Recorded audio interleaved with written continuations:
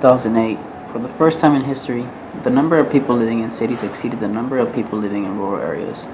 The number of people moving into cities is expected to continue to skyrocket, and the UN predicts that the urban populations will increase by more than 1 billion people between 2010 and 2025.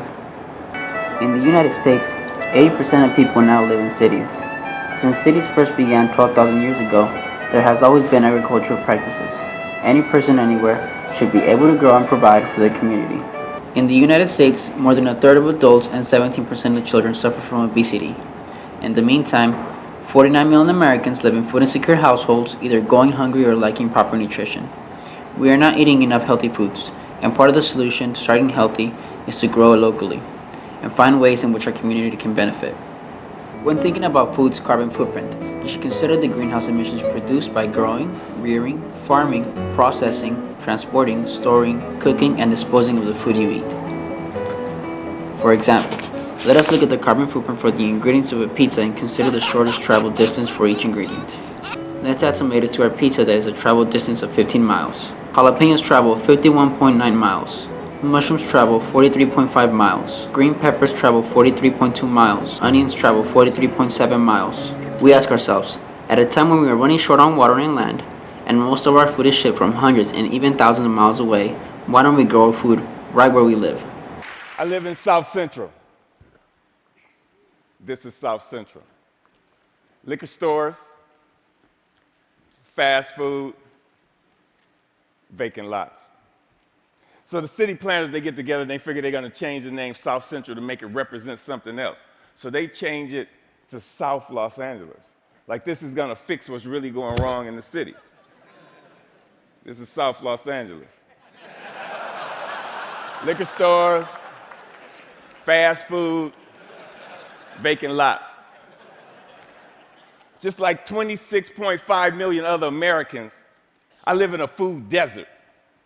South Central Los Angeles, home of the drive-through and the drive-by. Funny thing is, the drive-throughs are killing more people than the drive-by. People are dying from curable diseases in South Central Los Angeles. For instance, the obesity rate in my neighborhood is like 5 times higher than, say, Beverly Hills, which is like probably 8-10 miles away.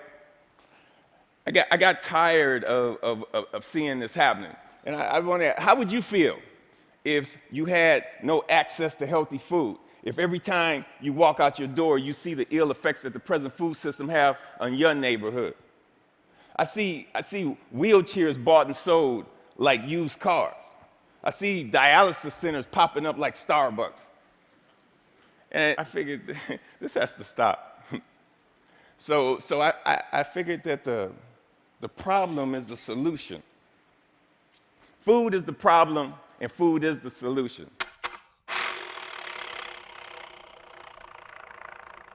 When did you start working in agriculture? I started since I was a little kid. My parents would take us to work to help them out in anything we could. What types of crops do you grow? The most recent is strawberries, but we've done squash, tomatoes, and a lot of different other like lettuce and vegetables. So is it based on the season of the crop? Yes. How does the climate affect you? A typical outfit is just a hat, a sweater, and some jeans, just to protect you from the sun. What is the most labor-intensive part about working in the field? Honestly, the whole thing is labor-intensive, everything about it. Even if you're working by hour or by commission, everything it requires a lot of physical strength and mentally. Why are we still using people to farm instead of having the entire process mechanized or automized? Because first thing is the crop is very delicate. I mean, you can't really program a robot to pick a strawberry like just when it's just right. That's something people are better at. Do you think it's possible for large-scale farming techniques to be applied to urban farming? It requires a lot of land, so it won't be at the same scale. Yeah, it won't work in the city because it's not just because of the soil, but the temperature, the weather, everything. I mean, if there's a lot of people, it creates heat and it'll just ruin the crop. Do you know of any recycling water systems in use for large-scale farms? Yeah, they don't have any systems like that in the fields. I mean, it's just whatever you use. If you use it correctly, good. If not, well, nobody knows and nobody cares. Do you think that urban farming will only be popular amongst people with a background in agriculture? Yeah, I mean, technology obviously has a big plays a big role in this because the new generation that's growing up right now, they don't really know what it's like to grow your own plants, and we all just, I guess we just depend on robotics or engineering to do it for us. So I guess urban farming would be more beneficial for them, the newer generation than the older.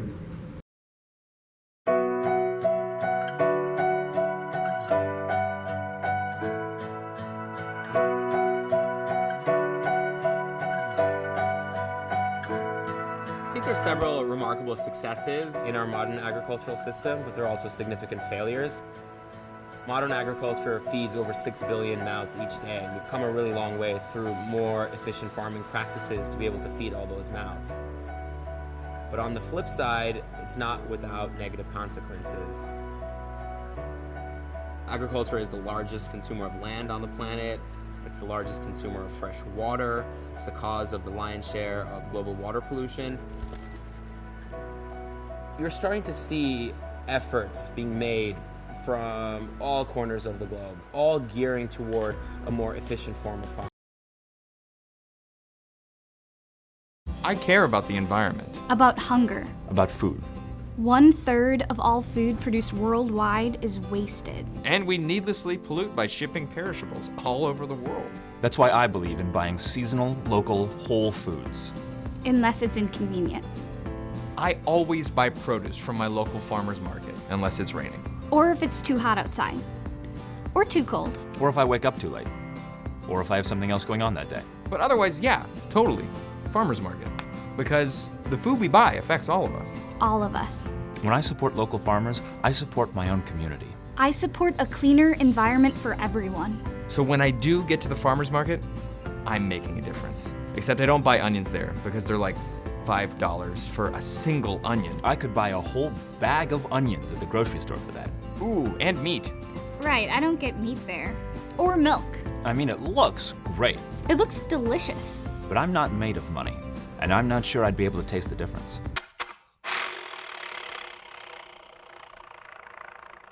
Do you prefer to go to the farmer's market instead of a grocery store? Absolutely. It depends. Depends on what we're buying. What you're buying. Okay. So like what are the things that you would I go to the farmer's market to buy bulk products like 25, 50 pounds of things I put a can. And then we garden ourselves. So in the summer we make our own produce. yeah. In the winter, organic markets in our area are too expensive. Yeah, I would say so.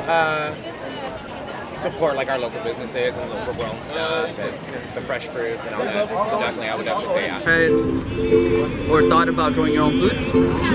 No, not that entrepreneurial. Yeah, very much. The idea, I prefer my own garden, but we live on 5 acres, so we've got a big garden. We're on state now. Do you like the idea of growing your own food in a community garden or urban farm? Oh, I love that idea. Absolutely. I like the idea. You can grow a garden. You can grow a salad garden in a pot. So everyone could have a garden. Yeah, I think that's cool. Yeah.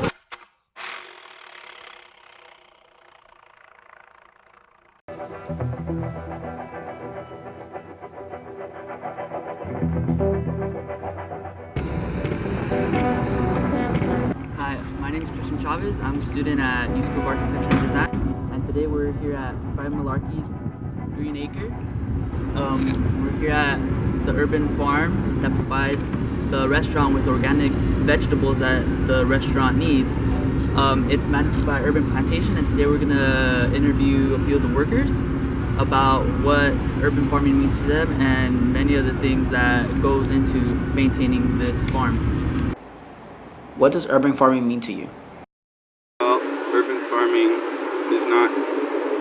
conventional farming. It's farming in a city, in an urban setting. So for so long, architects and people building cities have just been using brick and mortar and buildings and skyscrapers. I find I've taken it on like a personal duty to sort of help turn that around for reasons of community, health, just aesthetics too. So. What are the health benefits for the people working in urban farming and the people consuming the food? I've read a lot about the benefits of interaction with soil. So soil is extremely active with biodiversity. And so if we're working in soil and you happen to have a cut or, through your fingernails, it's getting in there. And it's been known to help with your immune system. You're taking in more diversity of microbacteria, and it just helps the human body. I can't get into the details of it, but I know that it's really beneficial. Vitamin D, being in the sun, being outside, being in touch with nature, as opposed to sitting in an office all day. There's a lot of stress relief involved with good, hard work,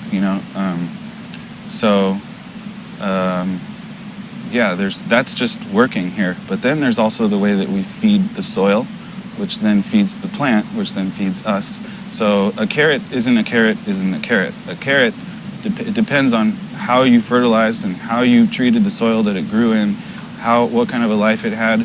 So we amend heavily with micronutrients and fungal bacteria activity to really supercharge each carrot or fruit or whatever it is. It's not the same as just going and getting a carrot at Vaughn's. Ours is going to have more vitamins in it, so. What are the economics of urban farming? It's somewhere where maybe if you start crunching the numbers and pit it next to something like conventional farming on a massive scale, it's not going to be the same. That's been the job of conventional farmers since the 1950s, is to cut costs and increase productivity. But what's happened is that, sure, you have a lot more productivity, but the quality has gone down. When you do monoculture, which is just, like a huge field of just corn, you leave yourself very susceptible to pest, disease. So that's why those guys end up using pesticides, all kinds of toxic chemicals on their plants that ends up in your body. So I take it personally. I feel like it's my goal to help at least reverse that, because a diverse farm is going to give you much more than, maybe not in dollars, but in, like I was saying, the health benefits of it, and it's just going to be a better quality carrot than 20,000 so-so carrots, So, maybe it doesn't compare economically, but some of the benefits aren't measurable. How do you compare this urban farm with large city chain stores?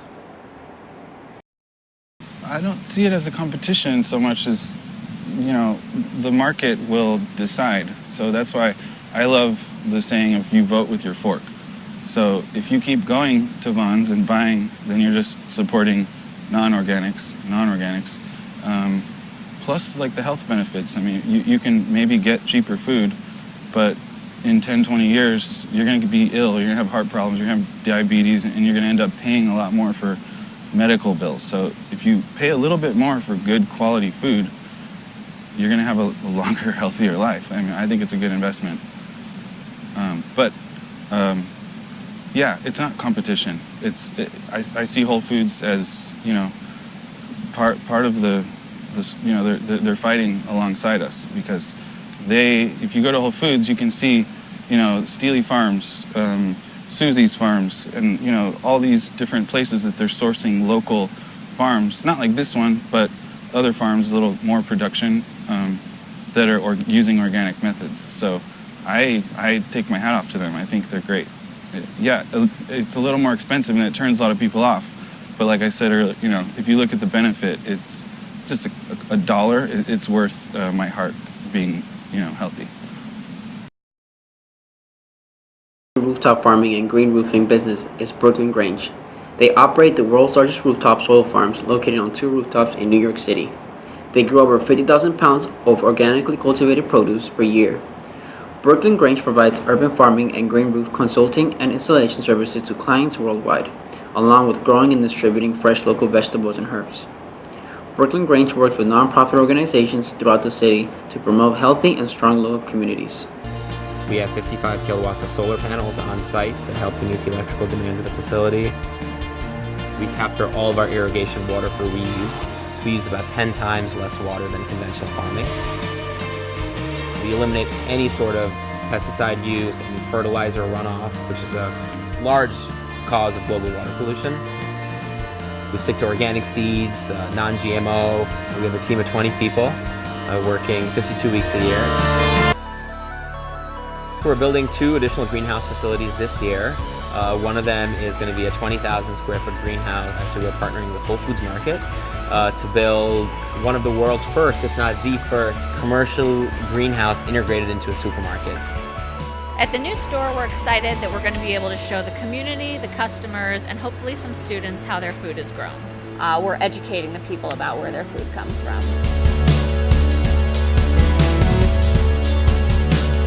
I think we're able to show people that you can do this right in the city, that what you might think the word farm means is not just somewhere far away from you that is very pastoral, that it can really be right in the city.